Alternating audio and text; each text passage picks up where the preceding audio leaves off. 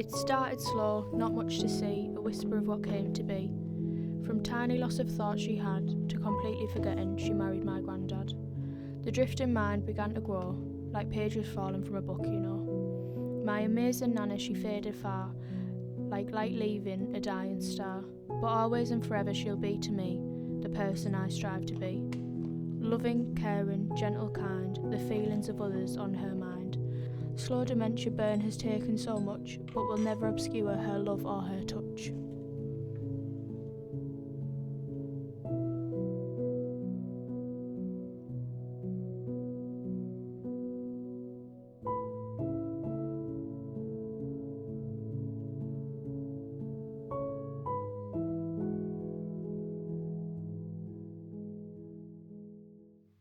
Nana hates the rain, doesn't she? Yeah, Nana wouldn't like to. Used to say turn her to dust.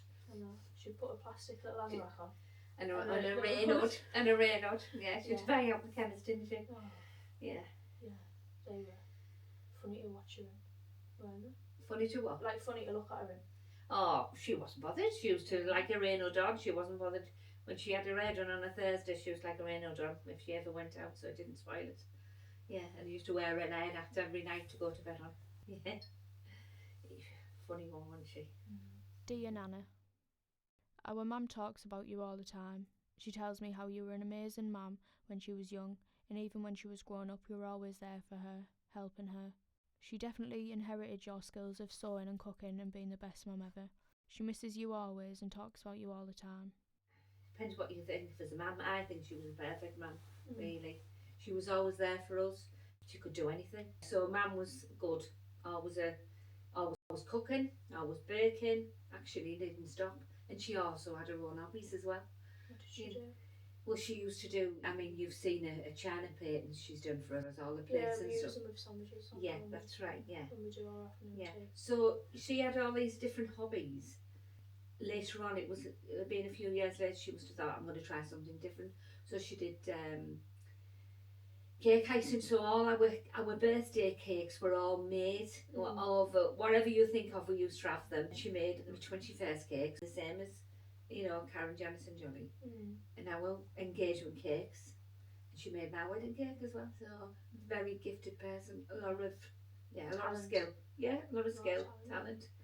Yeah, there wasn't anything she couldn't do. Between her and Grandad, could do everything between them. Yeah. Little dream team. When we all got older and sort of left home and that, we used to still go back there like 1 or 2 nights a week and go to the pub and then come back and play cards. So we all did. We did family things and it was all together. So no, I had a lovely mum and it was, she provided for us well, and so did Grandad. It's been a while since you left us, but I find myself thinking about you every day.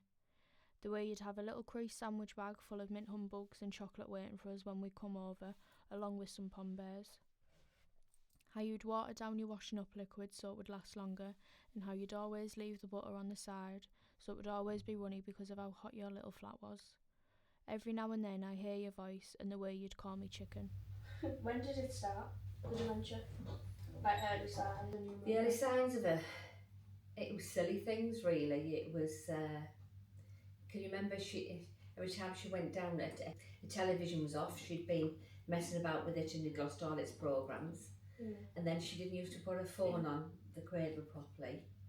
Well, do you remember that one time she'd found out about the telly she had the CCTV camera on? Well, that's what I mean, but that's because she'd sit and mess about with it, and then she realised that the CCTV camera on the front door was more interesting than what was on the TV.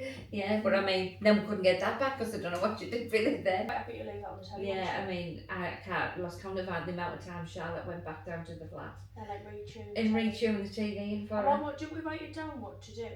Yeah, we did it. We actually step by step, but she couldn't follow instructions. No, she couldn't. No. When you give her something to eat, and you'd say, never had this before. I've never. That's right. You remember it, don't you? Yeah, we never had this before. And first of all, you think that's odd, and just let it go, don't you? Yeah. And then obviously later on, she'd say, and before you say, I haven't had this before. I haven't had it before. Yeah. Yeah, but we go to caravan every week and we get Mackies every week. Yeah, that was it. Yeah, Nana's treat one. that was Nana's treat in But the she was car. adamant every week she'd never had a Mackies before. That's right. Yeah, yeah. But We say we're going to go to McDonald's. what's one of them? What's one of them? Never had one of them before. But she liked a toffee sundaes, so didn't she? Yeah, she knew she liked it. Yeah, yeah, loved a toffee sundaes. yeah. Even though she'd never had one before. Yeah. But one thing about Nana was she was never afraid to try anything. She was really good at trying anything new. You know, I mean, she, you know, if you're out, you'd say, "Do you want an Indian, ma'am?" Yeah, go on, that's fine. Yeah, and then she was eventually she used to say, "Have I had one of these before?" Is that what she used to say? Yeah, yeah. But I mean, that was the early stages, wasn't it? When she started getting bad. The signs were always there, thinking back, from little things like going through all your granddaughters' names till you'd find the right one. Saying that though, our mum does that now with the three of us. We all correct her, laugh and say you sound like Nana. Losing you was hard, but losing you to dementia first was even harder. Nana, who taught me how to play whittle, concentration and dominoes, was gone and was replaced with blank stares and the look of confusion. Our Friday night card night, when Mum and Dad were out dancing, were gone. How did you go about getting diagnosed?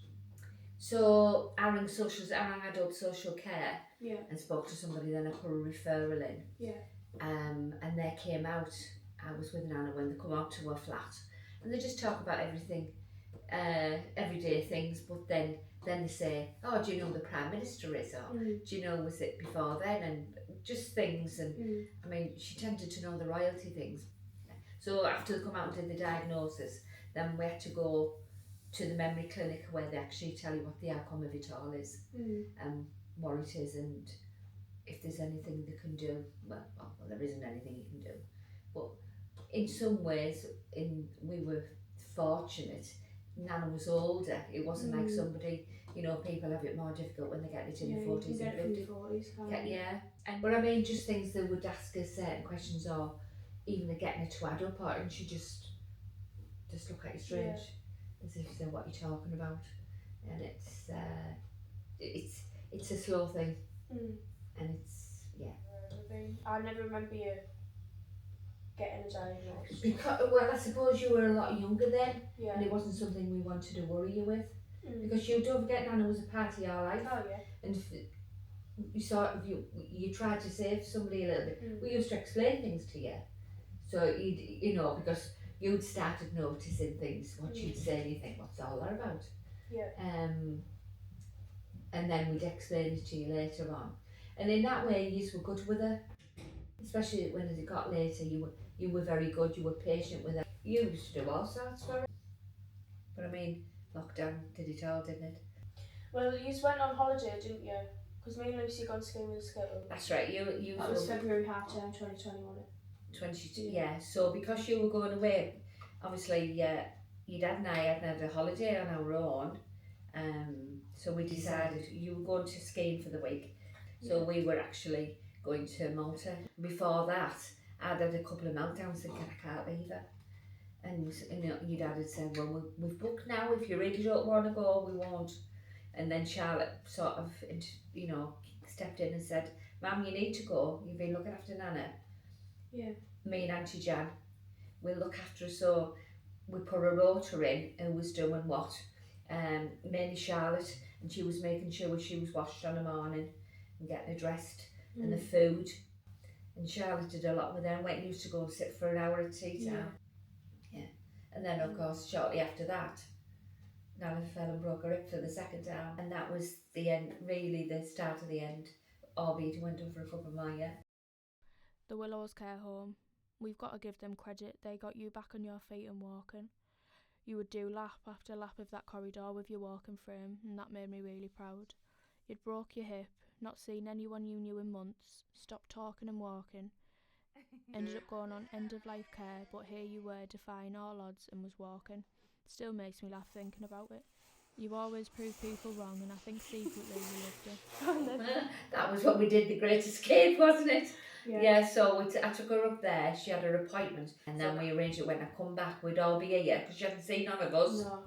She hadn't seen none of us, and we had to give her a birthday cake and everything. But that was the great escape, wasn't it? And we pitched it for half a day. Going into the home was the best thing for you, thinking about it. I think when it clicked with our mum that she couldn't raise a young family and give you the best possible care 24/7, that was when the decision was made and it was final.